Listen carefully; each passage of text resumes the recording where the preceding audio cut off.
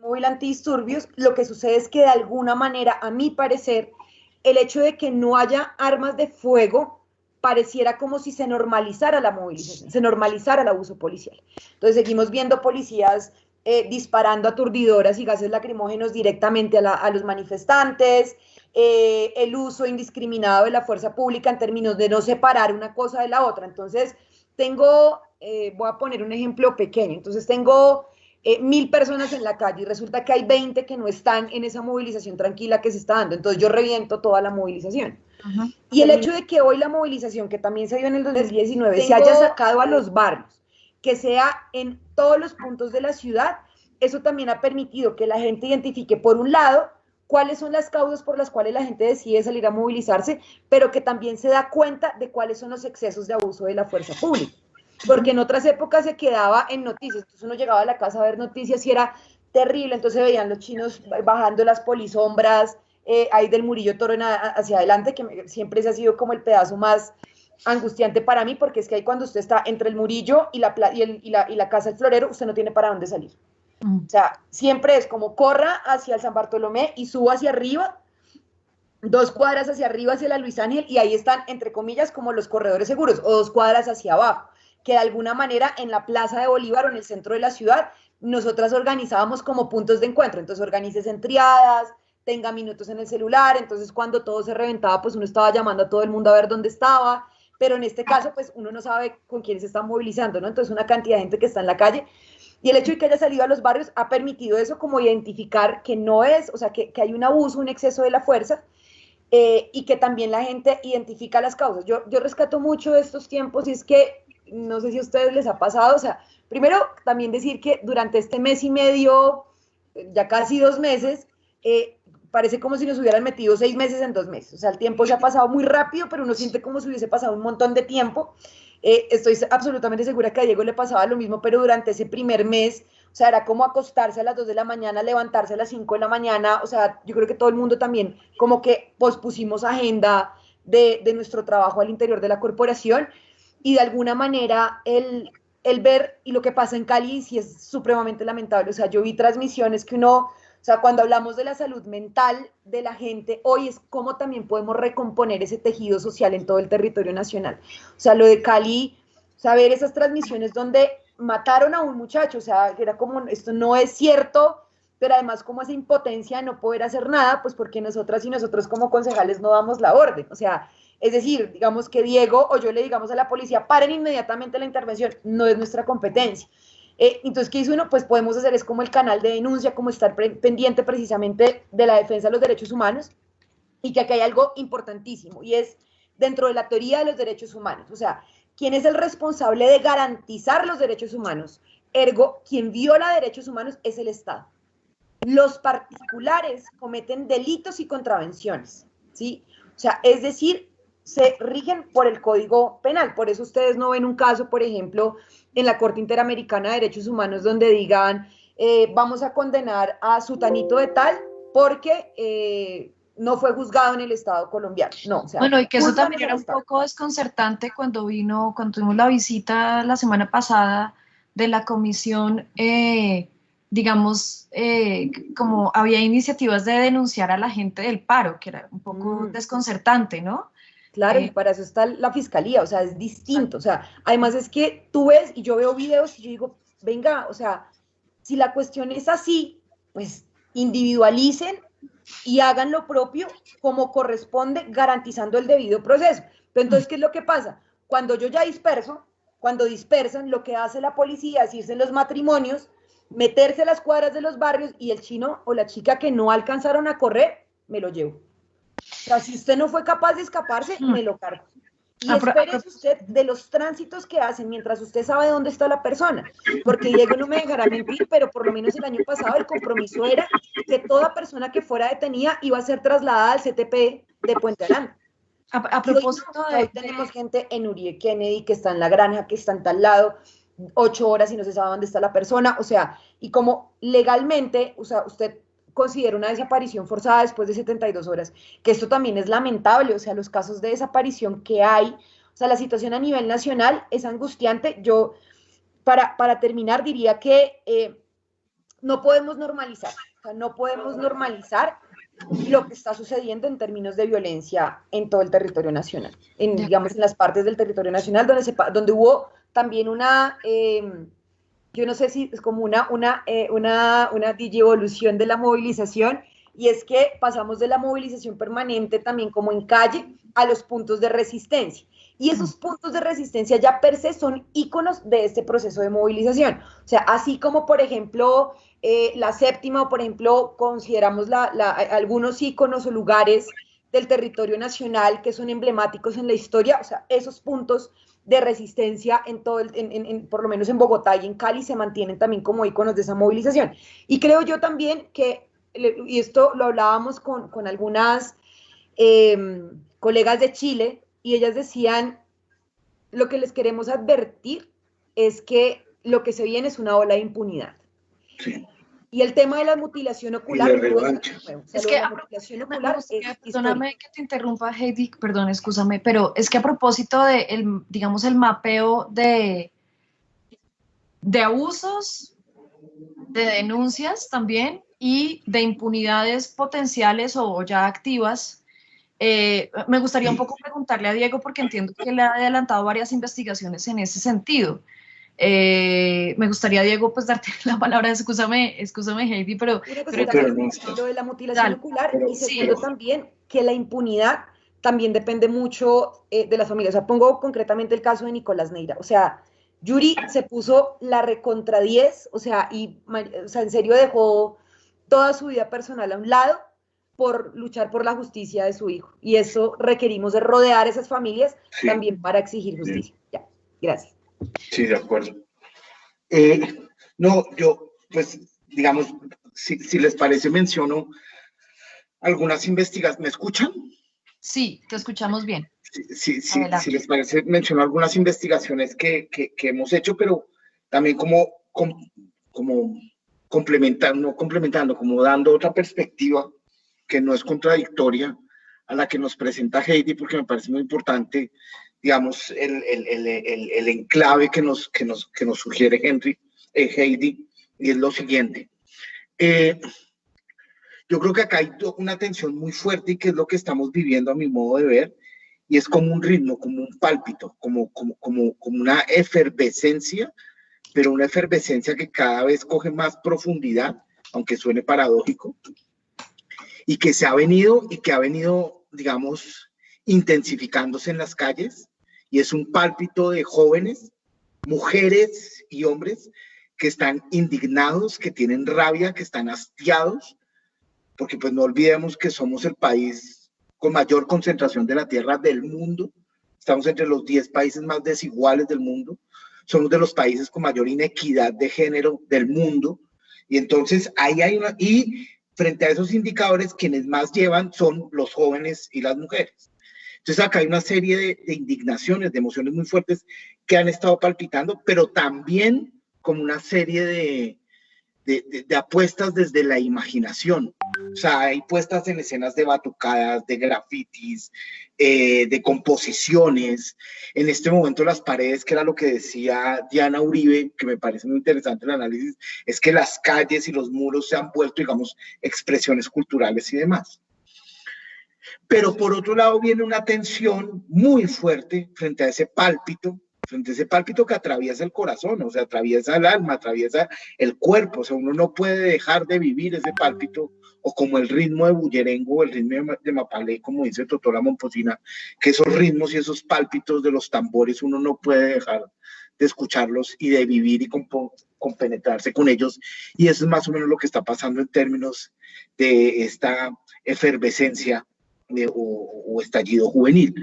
Pero por otro lado también uno ve una intencionalidad muy clara de amilanar la democracia, y quizás de eliminar la democracia, de debilitar la democracia, de que el Estado social de derecho y que la paz no se respete, y, digamos, acallar toda voz disidente y acallar toda expresión democrática. Y eso lo digo para dar la introducción un poco de lo que nos estaba narrando de manera muy completa y además precisa, y que comparto, Heidi.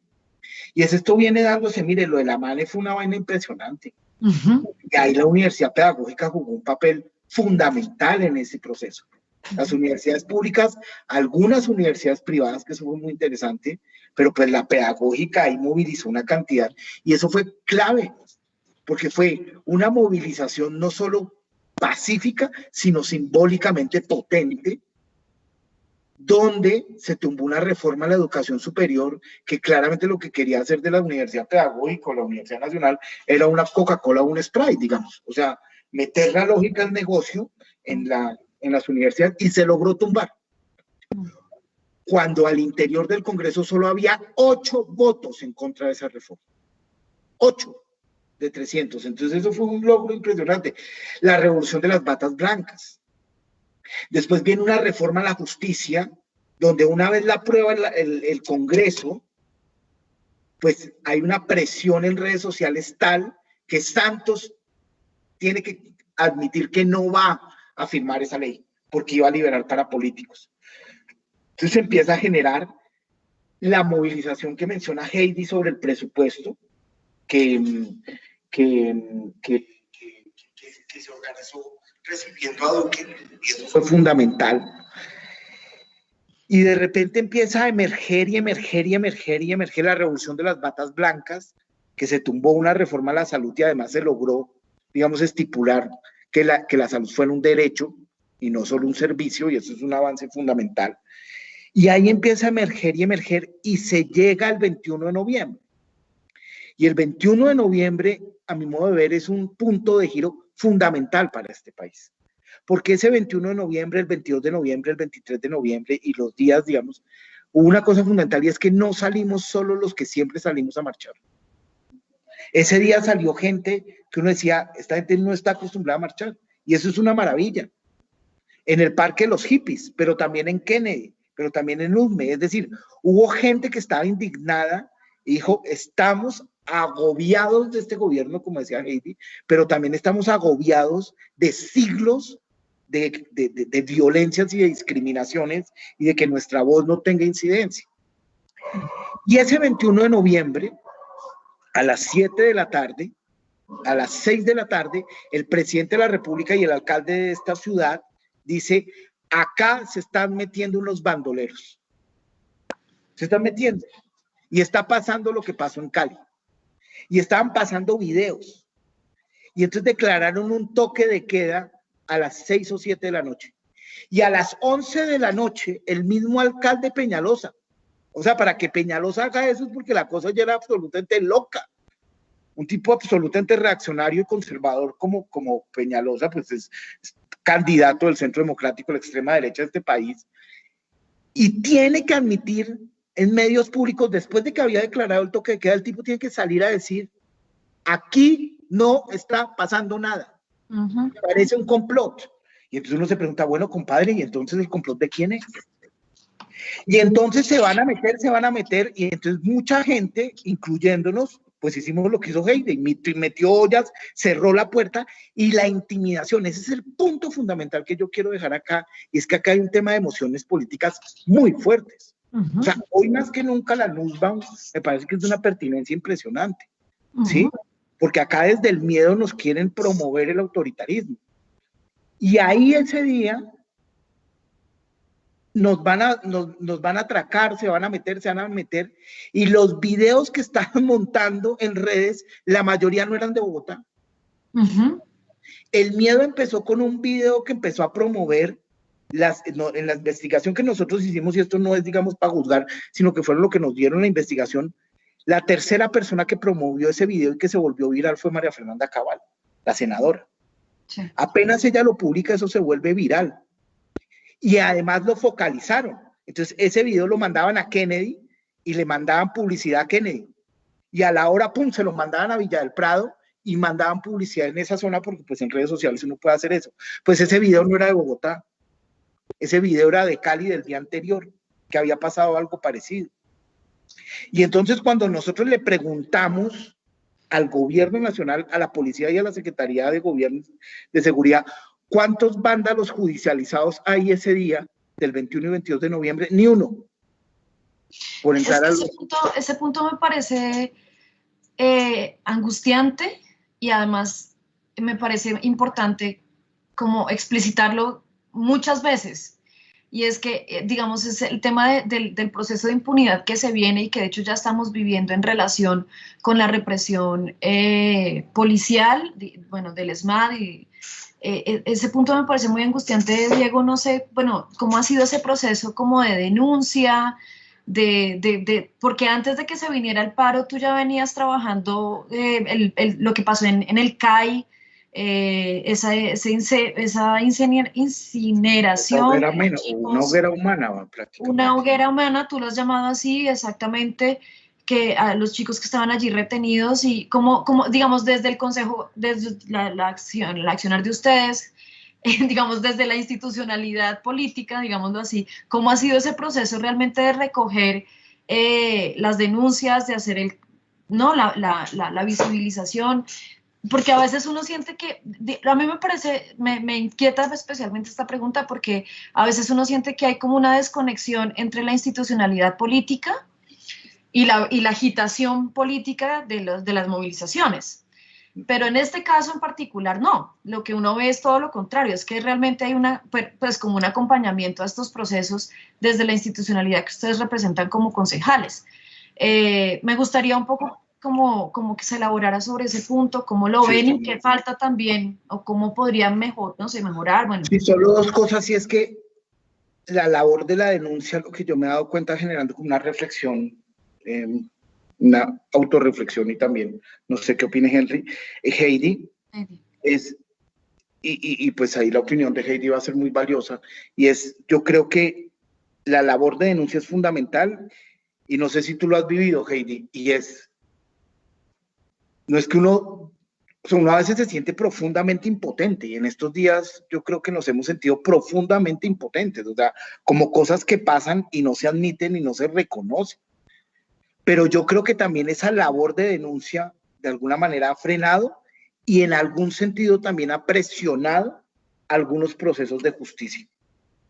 No totalmente, y la impunidad sigue siendo muy alta, pero como que de alguna manera uno puede poner alertas, y también en la ciudadanía. Pero ahí hay una cosa que a mí me parece fundamental también en el tema de la denuncia, que uno no puede dejar de hacer por la responsabilidad política, y retomo lo que está diciendo, y es que acá hay una intención de generar miedo y hay una intención de debilitar la democracia, a mi modo de ver. Y eso desde el 21 de noviembre se ve. Entonces, cuando tú haces un toque de queda, que es gravísimo, porque el toque de queda es pasarte por la faja de manera expresa una cantidad de normas básicas de la democracia, y fundamentas esa decisión tan grave en algo que no existe. O sea, tú estás fundamentando una decisión complejísima para la democracia en un hecho inexistente, en unos fantasmas. Lo que nosotros dijimos con César Caballero fue, estuvimos todos los días persiguiendo fantasmas. Entonces, eso es gravísima, y después viene el 9, 10 y 11 de septiembre. Y el 9, 10 y 11 de septiembre, Heidi, Susana, yo y algunos congresistas, pues no hicimos más que sacar en redes, casi nos vamos para allá, y uno decía, ¿qué es lo que está pasando acá? Y frente a una protesta, la reacción ya no es inventarse fantasmas. Los fantasmas cogieron uniforme y se volvieron de carne propia y asesinaron a 13 muchachos. Los asesinaron a quemarropa. O sea, eso no fue, digamos, para dispersar la manifestación, porque lo que ha mostrado Alirio Uribe es que las balas van teledirigidas a la sien de los muchachos, a la frente de los muchachos, o al pecho de los muchachos. Eso no es gratuito. Y entonces acá, digamos, en ese papel, nosotros desde concejales, que yo creo que hay un punto que nosotros hemos comprendido desde el Comité de Derechos Humanos, desde el Consejo, desde la labor que hacemos cada uno, es que el control político se hace no solo en el recinto, sino en la calle sobre todo, y yendo al territorio, y escuchando y reconociendo, y viendo qué está pasando. Pero esto es una lucha fregadísima, porque después del 9, 10 y 11 de septiembre, pues entonces nos vuelven a encerrar, y viene el 28 de abril.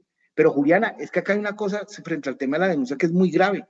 La pandemia, yo entiendo que nos hayan encerrado, pero es que al encerrarnos nos pusieron al servicio de la policía.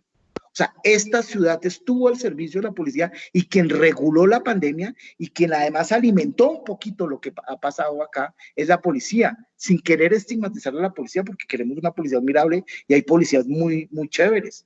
Pero como institución hay una serie de problemas. Las detenciones arbitrarias, los casos de violencia sexual, los casos de hostigamiento, los casos de tortura, todos esos delitos se triplicaron en pandemia.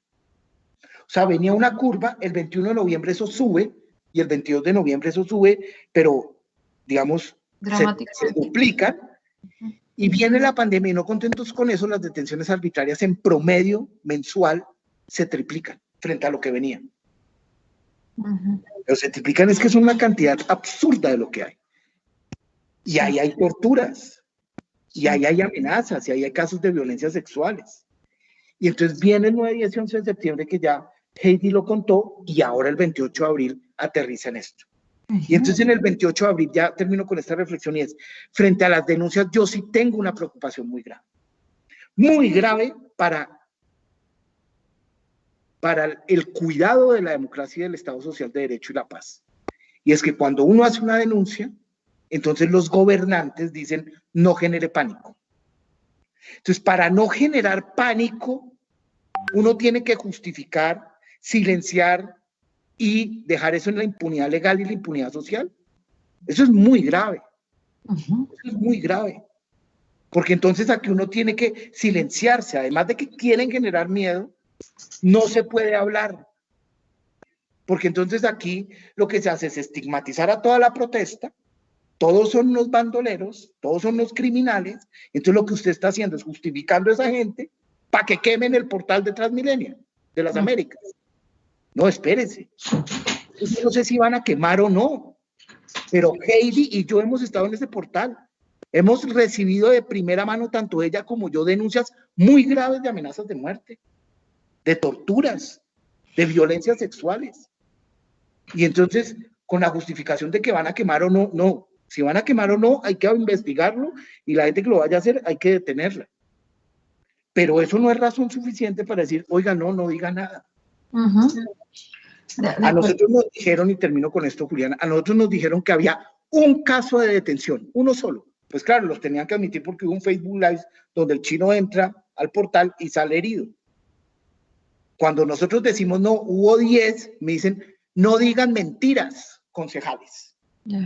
Mandamos un derecho de petición y nos responden que efectivamente sí hay 10 detenciones arbitrarias. Y la reacción de los gobernantes es lo que a mí me preocupa. Porque aquí no hay compasión en nuestros líderes.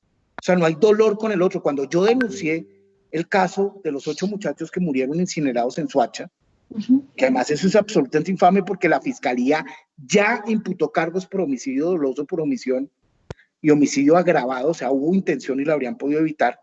El presidente de la República, el ministro de Defensa, el alcalde de Soacha, el comandante de Cundinamarca, los concejales de Soacha, que yo estaba haciendo populismo, demagogia, y que yo no debía decir eso. O sea, que hay un nivel de inmoralidad, o sea, pasa este hecho tan infame, y ahora el victimario soy yo. No por hablar de mí, sino cuál es el sentido de la democracia que está, y el sentido de la democracia que está aquí, frente a quien está, digamos, hablando, pues de alguna manera, con unos hechos que son irrefutables, que es la denuncia. No, eso es espeluznante. Bueno, a mí me gustaría preguntarle a Heidi una cosa que creo que puede ser muy interesante para para nosotros aquí en la universidad, y es que pues tú tienes una trayectoria muy amplia en la como líder en la movilización social, digamos, como has estado ahí presente en muchos escenarios de movilización estudiantil. ¿Cómo fue el paso digamos, de la calle al consejo? Un poco para hacerlo simple la pregunta. Obviamente no es así de simple, pero digamos digamos que en el fondo es cómo es el paso de la agitación social a los mecanismos, digamos, estatales, constitucionales, etcétera, políticos, ¿no? Bueno, ¿Cómo es esa relación? A ver, Ha sido bastante interesante, ¿sabes? Yo la verdad creo hay una entrevista que pues siempre la derecha la ha tergiversado cuando se habla de la combinación acertada de todas las formas de lucha. Ajá. Y es una entrevista que le hace Marta Harnecker a Gilberto Vieira hacia los 80, creo 80, sí, hacia los 80, donde en efecto se hablaba de las distintas, cuando hablamos de lucha de masas, ¿sí? Y de masas hablamos de la movilización, hablamos también del escenario electoral, hablamos también de las juntas de acción comunal, hablamos también de todas aquellas reivindicaciones y formas de actuar tácticas que están acompañadas por el ejercicio de la movilización y de la gente, ¿sí? La lucha electoral es una lucha, digamos, un ejercicio de movilización también, ¿sí? Y la movilización alrededor de lo electoral también está atada a unas ideas y atada a una representatividad. Y esa representatividad alrededor de unas causas, unas líneas, unas banderas que tú representas.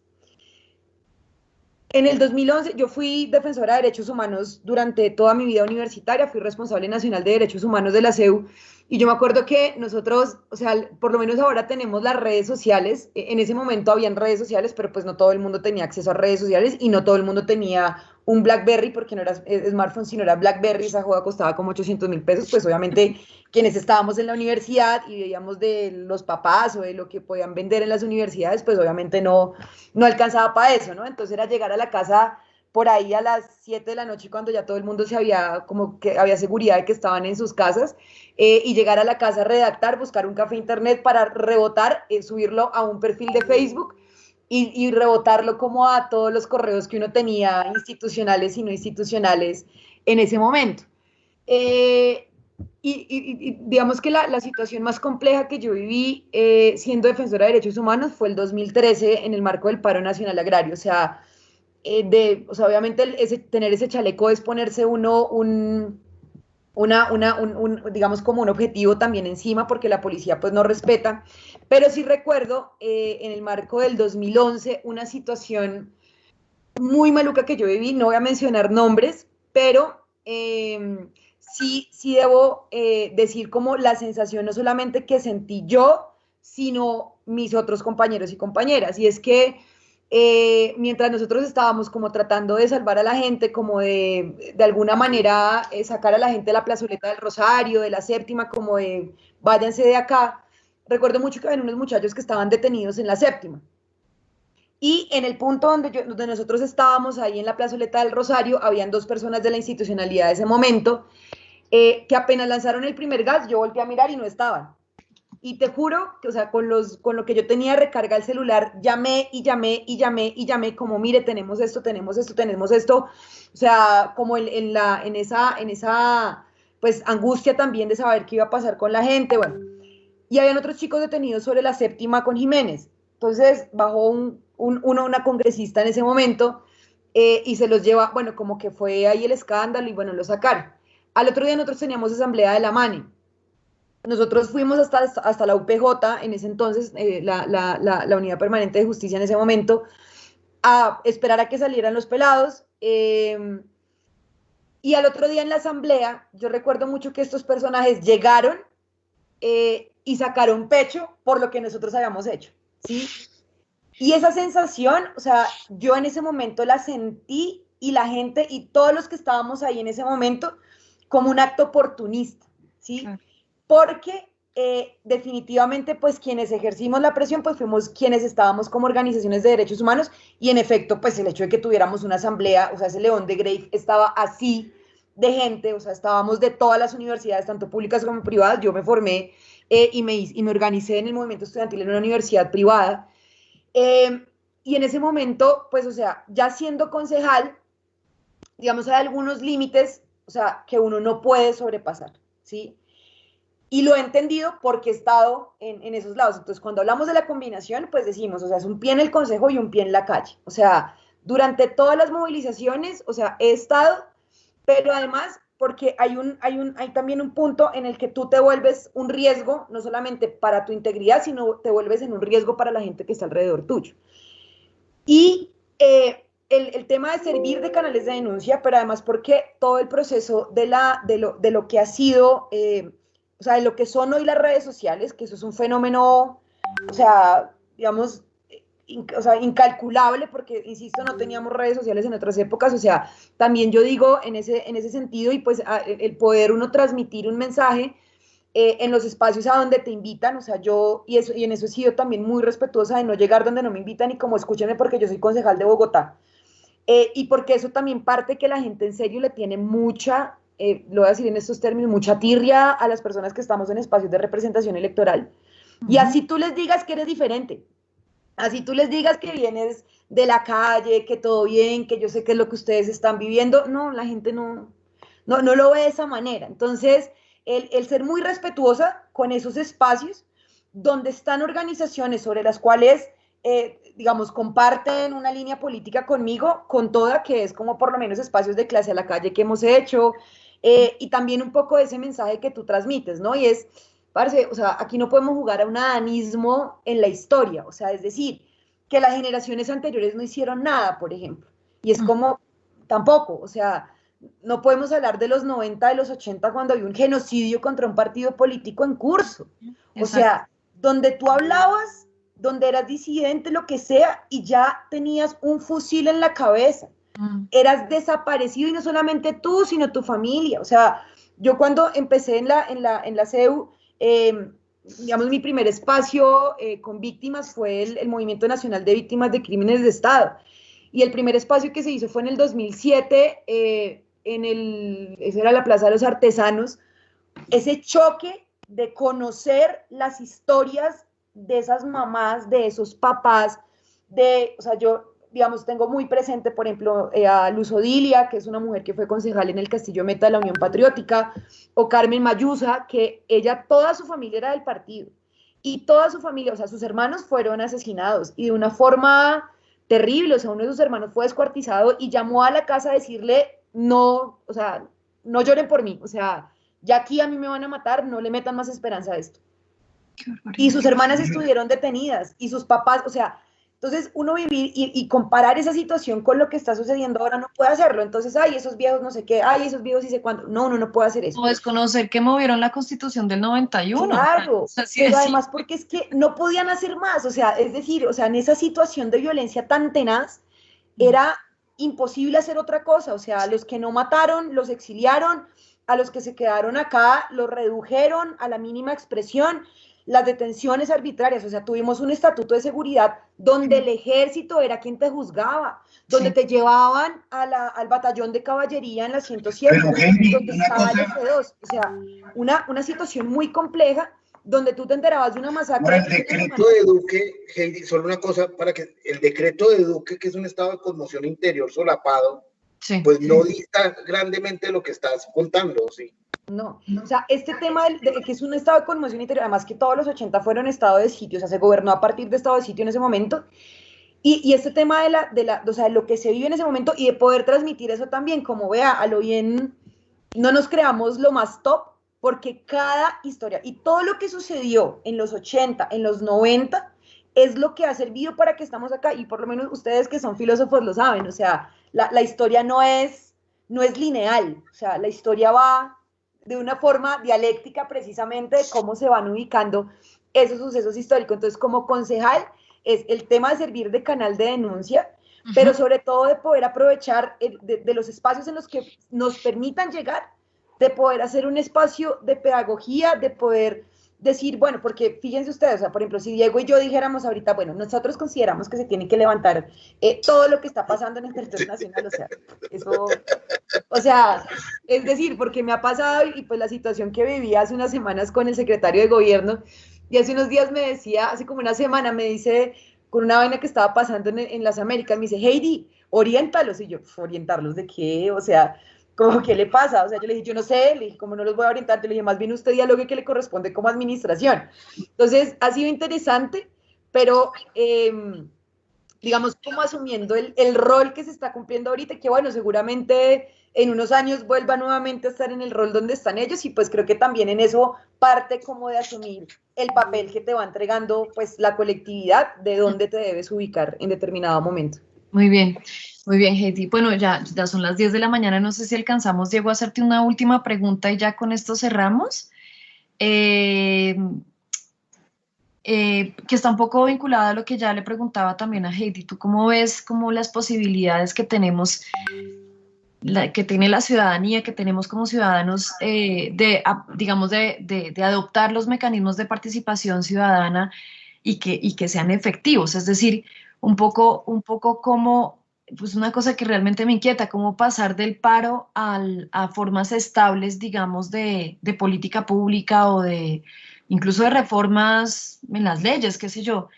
¿Cómo lo ves? Muy breve porque pues ya se nos acabó el tiempo, pero sí me parece chévere si puedes de pronto sobre ese punto, ¿qué piensas?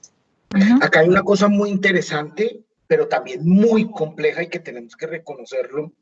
Y como que en estas nuevas formas de habitar la política y todas estas nuevas teorías que a mí me cuestan tanto, pero creo que tienen mucho que ver, es como que no hay estructuras racionales, predecibles y que, digamos, sobre las cuales estuvimos muy bien formados, sino que hay una cosa como líquidas, como unas trincheras espontáneas y la mayoría no violentas que hay que reconocer. Y Ujú. hay que ver cómo se construye a la luz de eso. ¿Por qué? Porque aquí claramente hay que reconocer al Comité del Paro. Y es muy importante que exista y, digamos, juegan un papel fundamental. Pero las manifestaciones no dependen exclusivamente del Comité del Paro. ¿Por No, qué de digo hecho, eso? eso parece que fuera por dos caminos aparte, Exacto. Entonces, paralelos, por ¿por decirlo. qué digo esto? Porque digamos, las irrupciones, las expresiones, las inconformidades de los jóvenes y de las jóvenes, pues no obedecen a una estructura, la verdad, en general. Y entonces tú cómo, digamos, articulas ahí es el gran reto. Pero yo creo que nosotros necesitamos asumir, tanto los líderes, las lideresas, los referentes, ¿sí? Los políticos, pero también los gobernantes, la escucha. O sea, nosotros tenemos que asumir la escucha. Pero esa escucha nosotros necesitamos hacerla de manera muy juiciosa, de manera muy cuidadosa. Nosotros no podemos hacer acciones con daño. Lo que acaba de decir Heidi es muy importante.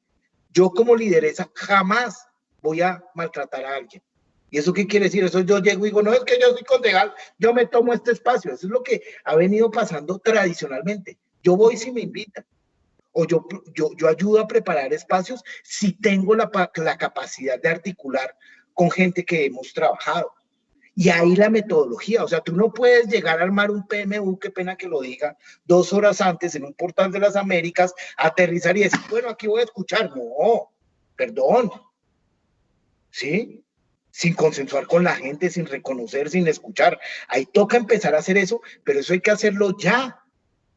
Y la universidad a la calle, pero también no solo universidades, sino una cantidad de expresiones, los artistas, y ahí nosotros tenemos que hacer una cosa muy importante en ese sentido.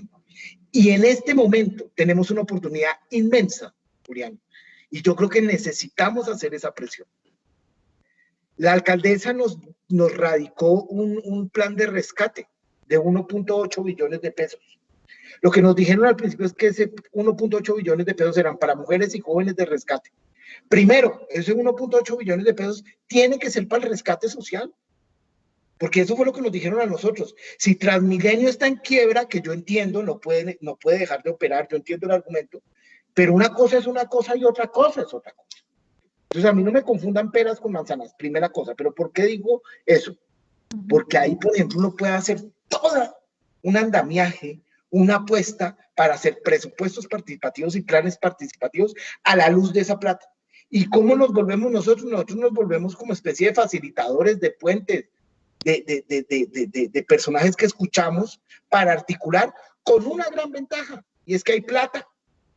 Entonces podemos no prometer cosas vacías, sino que vamos ahora con metodología, sabiendo cómo es un plan participativo, no podemos prometer cosas que no sean plausibles. Y lo último que quiero terminar con esto, 2022 es fundamental. 2022 es fundamental. Nosotros estamos, qué pena que lo ponga de manera tan maniquea y tan dualista, pero yo sí creo que es así. Nosotros estamos entre una apuesta absolutamente básica, donde se cuida la democracia, se cuida la vida, se cuida el Estado Social de Derecho, se defiende la paz y se quiere una reforma a la policía. Así de básico es esto. Y hay gente que está montada en eso y hay gente que no está montada en eso. Si nosotros nos ponemos aquí a que Heidi y yo nos empecemos a agarrar, pues lo que vamos a hacer es fortalecer a la extrema derecha. Nosotros en el 2022 lo que nosotros necesitamos es hacer una apuesta de un horizonte común desde la democracia, desde la vida, desde la paz y desde una institución policial que sea digna. Y ahí nosotros necesitamos empezar a generar conversaciones, porque en el 2022 esto puede cambiar. Y lo que están mostrando los muchachos y las muchachas es que puede cambiar. Pero nosotros los líderes y lideresas políticas tenemos que estar coherentes y dar la talla frente a eso. Si nosotros nos seguimos dando palo entre nosotros, que ustedes son estos, que ustedes, pues lo que vamos a hacer, pues ya lo vimos.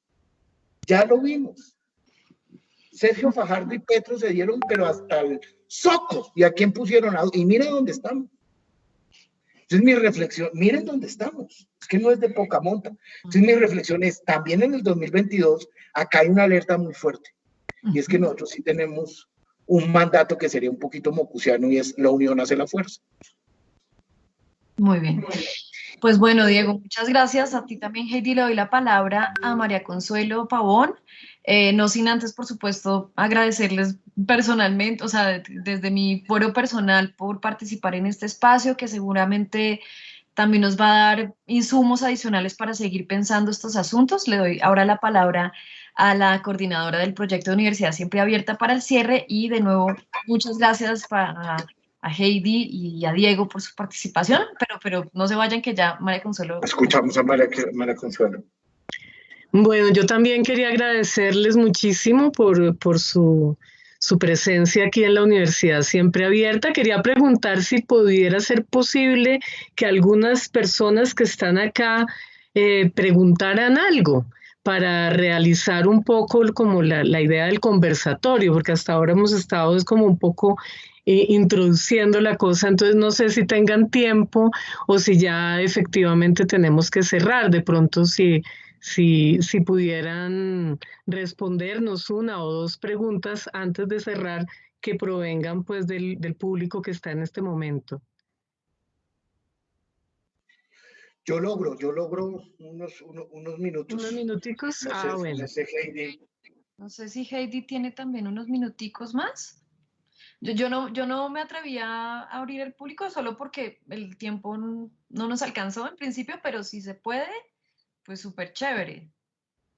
No Pues, sé, y bueno, también quisiera pues saber si hay alguien que quiera formular una pregunta. Yo personalmente pues quisiera formular una y pues quisiera pues abrir si hay algún estudiante que quiera preguntar algo o algún profesor que está también de la licenciatura acá, no sé.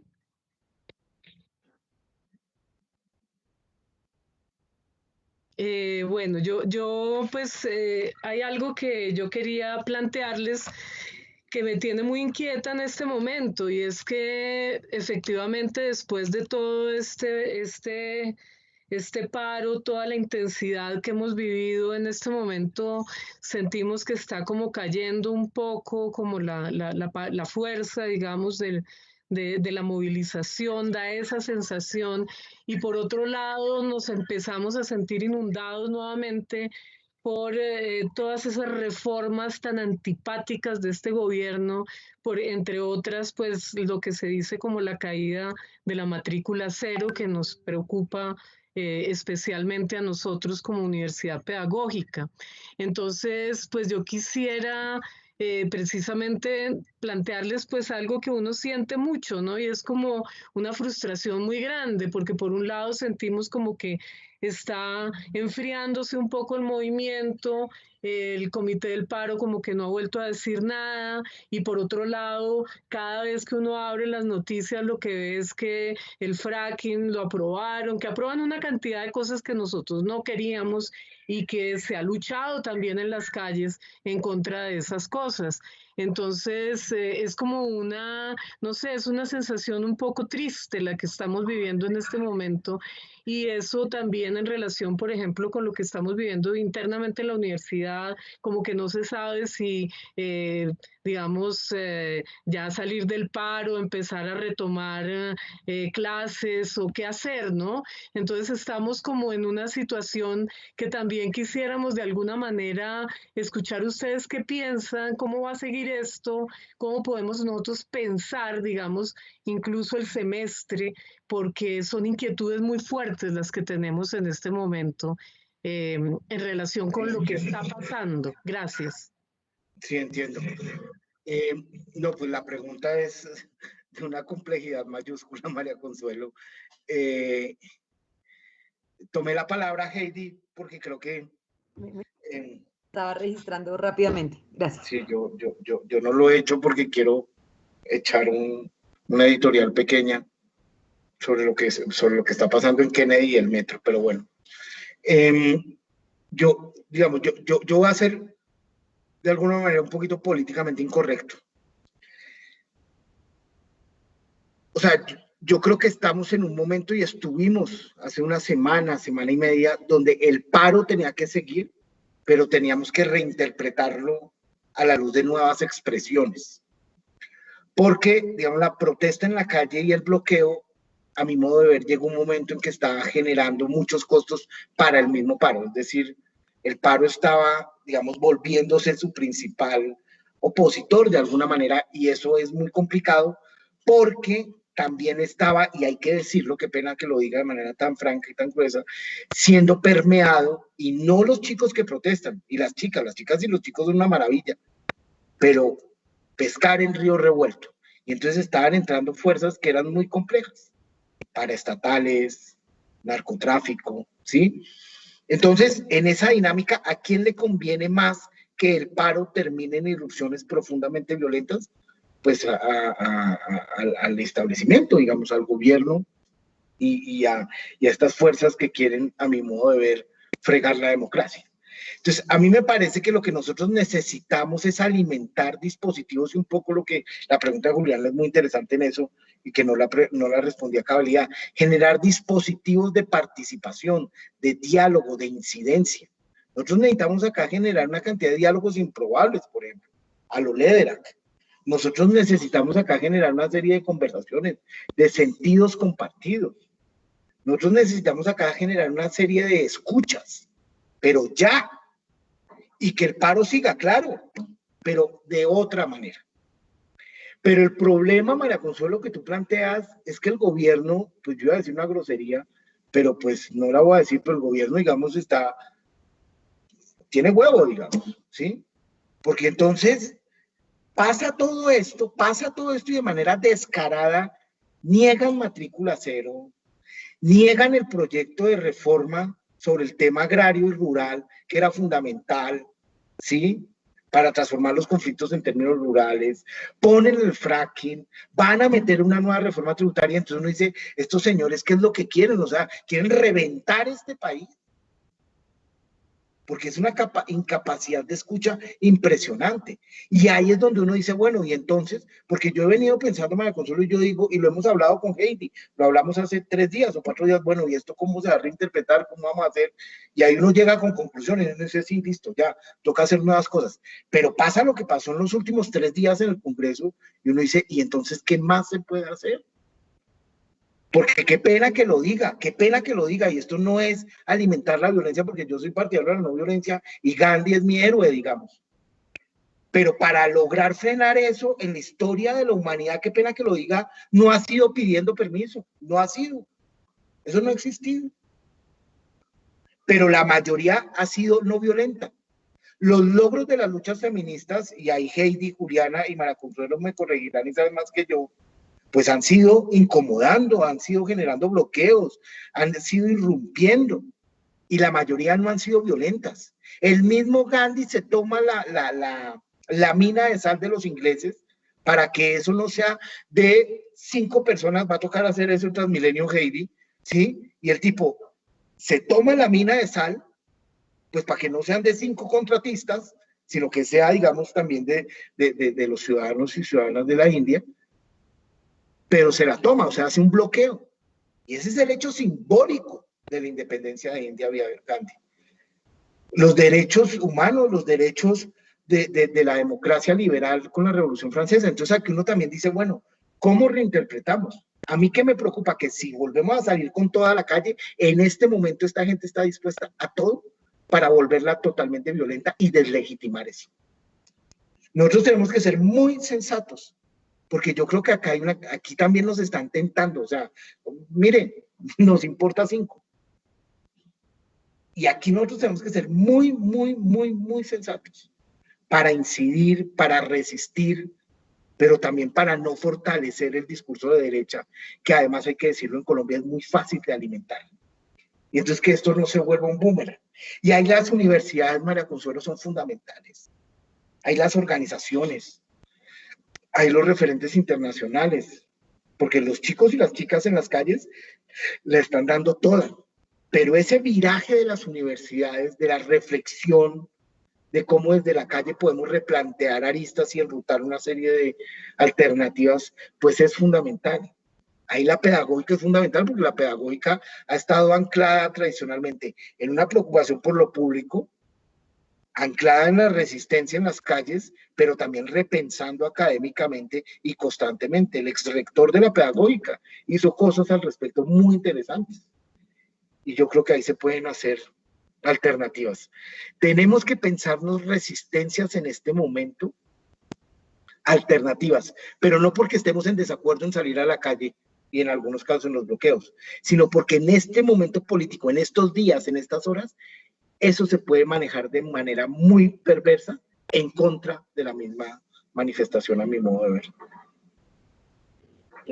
Yo quería, con respecto a la pregunta hace un momento también, que quisiera adicionar, y es que hace 10 años era imposible hablar de elecciones en el marco de espacios de movilización, o sea, imposible, porque y nuestros sueños no caben en sus urnas, y la institucionalidad no, y este momento no es para hablar de elecciones, y aquí todos los políticos de malas, y aquí no vamos a votar, o sea, era una lógica muy así, o sea, era de no elecciones, de nuestros sueños no caben en sus urnas, y de malas, ¿sí? En este momento sí, o sea, la gente sí tiene de presente el 2022, y sí tiene de presente que tiene que renovar el Congreso, y sí tiene de presente que tiene que cambiar el gobierno del país, cosa que no sucedía antes.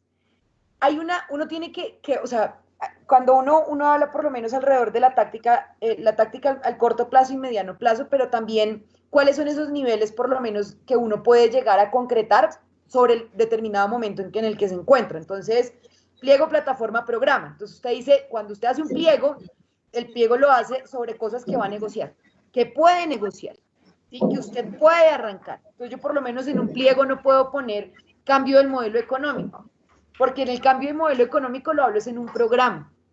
O sea, lo que yo puedo negociar lo hago es a partir concretamente, y pues por lo menos en la negociación sindical se sabe eso, y es, yo negocio con el contradictor, o sea, yo no dialogo con él, o sea, la negociación es con un contradictor. Sí, claro. Y esa negociación es de qué manera yo también cedo alrededor de lo que tengo también en la calle. Y es que, por ejemplo, los profesores o el magisterio ha tenido la capacidad de negociar los pliegos de peticiones que ha tenido porque ha tenido el magisterio en la calle. Pero cuando no existe un proceso de presión alrededor de ese pliego o eso que yo quiero negociar, pues es muy poco lo que yo voy a poder arrancar en ese proceso de negociación. Y si bien yo no absolutizo, tampoco niego totalmente al comité de paro.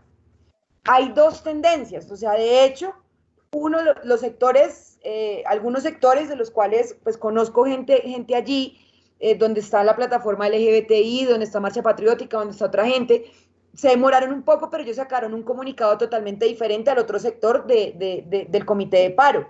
Y es que ese sector dice, el paro se mantiene, o sea, si no se transforma, entonces pasemos a actividades artísticas, pasemos a asambleas, o sea, no lo dice, se acaba, porque es que eso fue como venga, o sea, y obviamente pues lo que se llevó la noticia fue los que dijeron que el paro se levantaba. Entonces, dentro de esa negociación, pues uno también tiene que asumir un interlocutor, ¿sí? Y tienen que asumir un interlocutor sabiendo que no todos podemos estar en un espacio donde queremos negociar. Entonces, yo no puedo, en un espacio donde yo quiero arrancar algo y quiero sacar algo de manera victoriosa, es qué es lo que yo quiero arrancar inmediatamente. Entonces, en este caso, bueno, uno tiene que cantarlas como victorias, o sea, el tema de la reforma tributaria, el tema de la renuncia de Carrasquilla, de la reforma a la salud, de Claudia Blum, o sea, digamos, esos elementos son claves en términos de que sí la movilización ha servido. Pero llega el punto, entonces, por ejemplo, en la MAN, entonces, claro, pucha, retiraron la reforma, eso era lo que queríamos.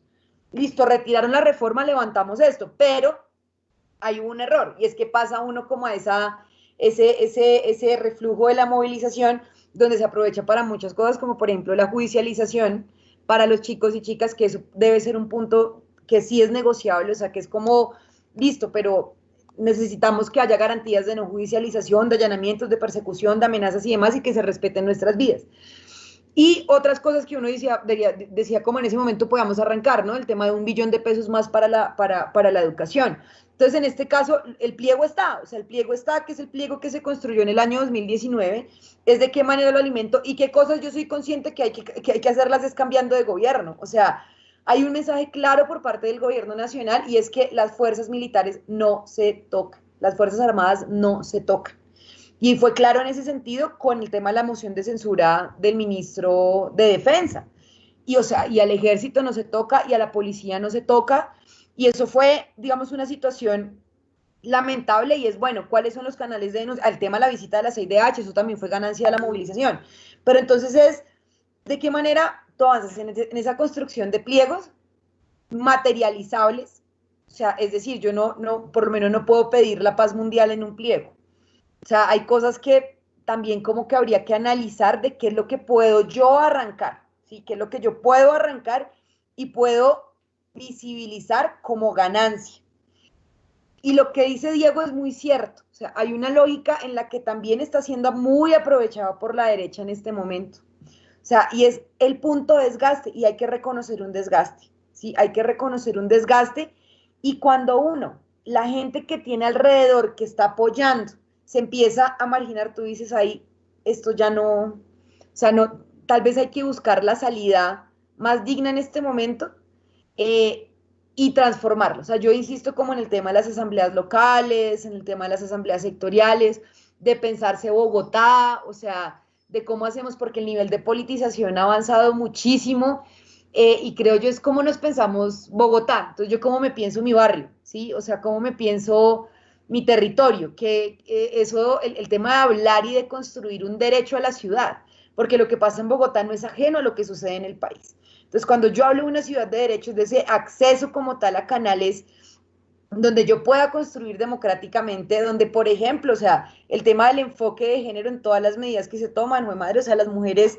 han sido quienes mayoritariamente nos hemos visto afectadas en el marco de la pandemia, no solamente por el tema de la precarización, del desempleo, sino también por las situaciones de violencia en la casa, por la triple carga laboral, entre otras múltiples circunstancias que se presentan allí.